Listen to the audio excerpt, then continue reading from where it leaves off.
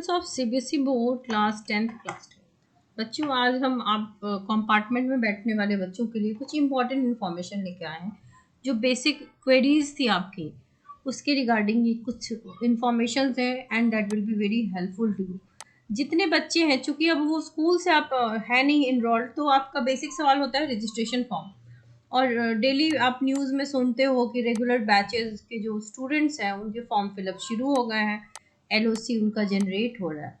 But it is a fact कि जब regular student जिनके नंबर्स समझ लो आप 32 लाख 33 लाख लास्ट ईयर भी गया था, तो इतने बच्चों का रजिस्ट्रेशन होने हैं, so it is taking time. इनका रजिस्ट्रेशन जैसे ही विंडो क्लोज होगा फिर आपका आएगा। अभी तक फिलहाल कोई नोटिस सीबीएसई ने जनरेट ही नहीं किया है। सो करेंटली बस रेगुलर कैंडिडेट्स हैं, उनका ही काम चल रहा है। आपका भी स्टार्ट होगा। इट इज़ एक्सपेक्टेड कि लास्ट वीक ऑफ सितंबर में, जैसे ही इनका रेगुलर वाले बच्चों का कंप्लीट होगा, सो लास्ट वीक ऑफ सितंबर, अभी हम फर्स्ट वीक में चल रहे हैं, सो अभी 2 वीक और वेट करो, आएगा फॉर्म। ठीक है।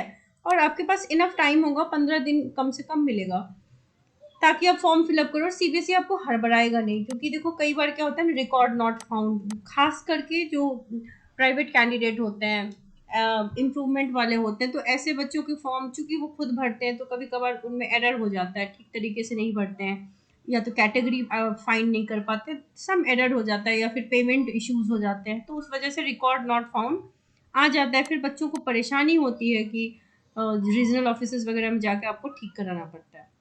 तो ये सब इश्यूज लास्ट ईयर भी हुए थे। अब इस साल क्या होगा क्या नहीं, वो तो फॉर्म फिलअप के बाद पता चलेगा। तो आप लोग फॉर्म थोड़ा ध्यान से भरना, ठीक है। यूजुअली फर्स्ट वीक सबके आसपास आता था, बट इस बार लास्ट वीक में ही आएगा।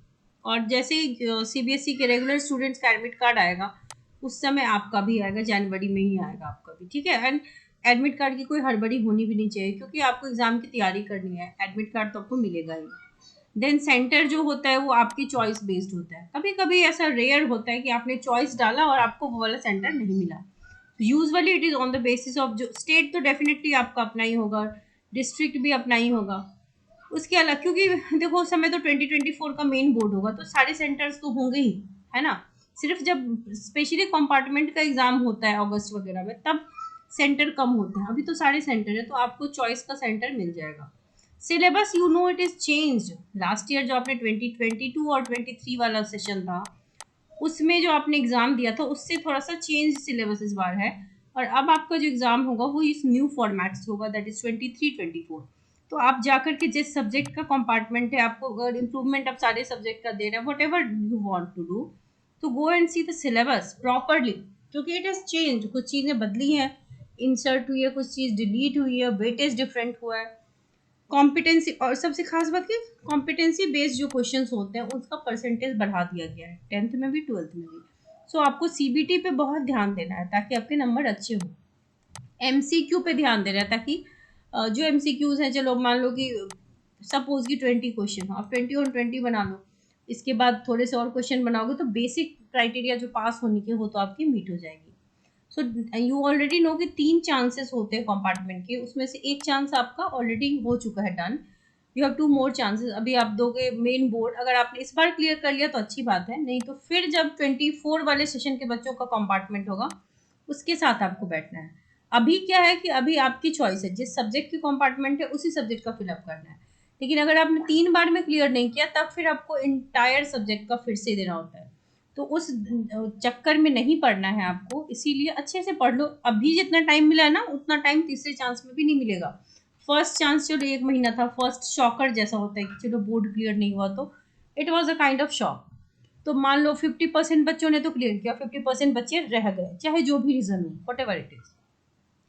लेकिन अब आपके पास अभी समय है, अभी सितंबर है, अक्टूबर है, नवंबर है, दिसंबर, जनवरी, फेब, ये 6 महीने आपके पास कंक्रीट है, ठीक है। इतने 6 महीने में अगर आप सिंसियरली पढ़ो, तो एक सब्जेक्ट क्या, आप जैसे अगर साइंस स्ट्रीम की अगर मैं बात करूं, अगर मान लो किसी केमिस्ट्री में लगा है, साथ में केमिस्ट्री के साथ फिजिक्स और मैथ्स या फिजिक्स और बायोलॉजी करोगे, तो आप अपना आगे का सीयूटी का पेपर भी क्लियर कर लोगे, नीट जेई भी ट्राई करके क्लियर कर सकते हो, ठीक है।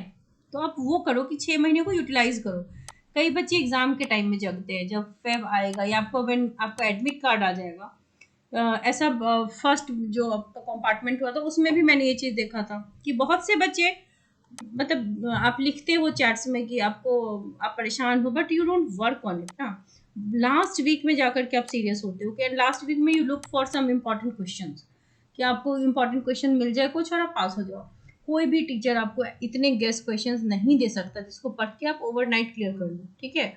और ओवरनाइट भी अगर आप पढ़ने जाओगे तो कांट हेल्प इट, आप एक साथ इतना बड़ा कंटेंट कैसे कर सकते हो एक रात में?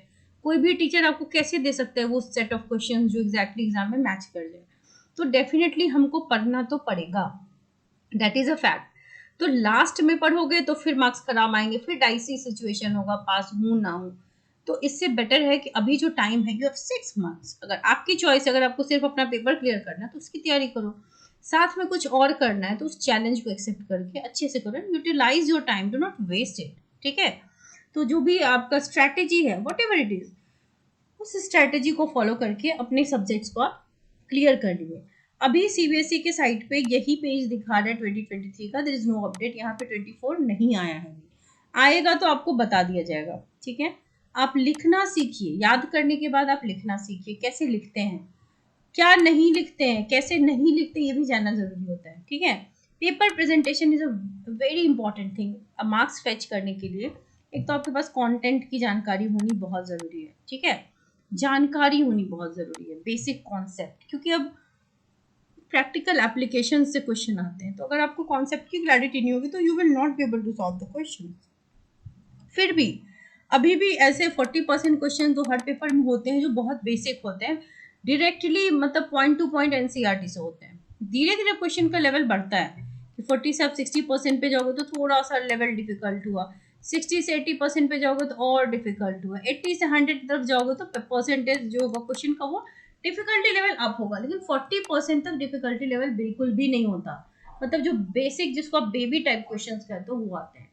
तो आप बेसिक क्वेश्चंस कम से कम कर लो ना, जो इजी पार्ट है, इजी टॉपिक्स को सबसे पहले हिट करो, ठीक है, इजी पार्ट्स जो आप कर सकते हो, उसके बाद देख लो क्या होता है।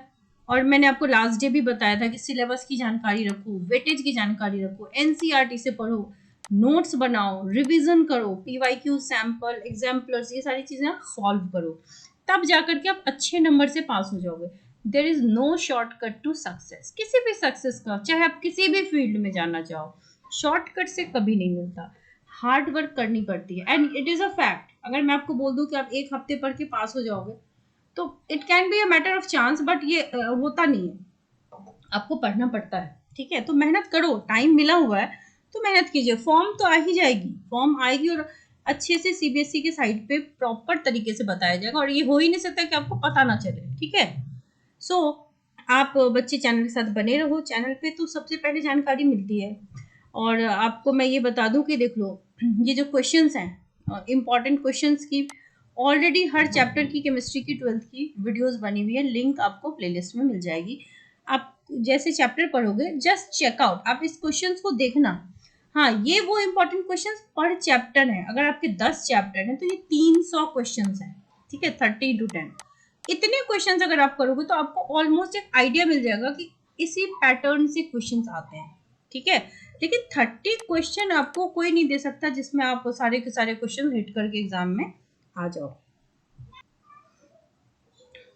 So for regular students and compartment batch, class 10th के साइंस के बच्चों के लिए, 12th के केमिस्ट्री के बच्चों के लिए स्पेशल बैचेस बन गए हैं, और आपको यहाँ पर highlighted PDF of NCERT share की जाएगी और कंप्लीट एनसीईआरटी ही पढ़ाई जाएगी। टाइम टू टाइम आपको सारे नोट्स, प्रैक्टिस पेपर्स, एमसीक्यूज मिलेंगे। 3 क्लासेस अ वीक होती हैं। You can join the batch, and उसके लिए आप मुझे ईमेल कर सकते हैं, इस नंबर पे एसएमएस कर सकते हैं, व्हाट्सएप कर सकते हैं। और क्लासेस ऑलरेडी सितंबर से स्टार्ट हैं, जो बच्चे अब ज्वाइन करेंगे आपका जो बैकलॉग है वो क्लियर कर दिया जाएगा एक्स्ट्रा क्लासेस दे करके। सो आपको इस चीज़ का वरी नहीं करना है कि आप सितंबर वाले बैचेस में ज्वाइन नहीं हो पाए। सो डोंट वरी, आप जल्द से जल्द ज्वाइन कीजिए, बट डोंट वेस्ट टाइम, अब टाइम वेस्ट करने का बिल्कुल भी समय नहीं है। Wish you all the very best. अगर आपने वीडियो पसंद आ रहा हो तो जरूर लाइक करें, सब्सक्राइब करें चैनल को।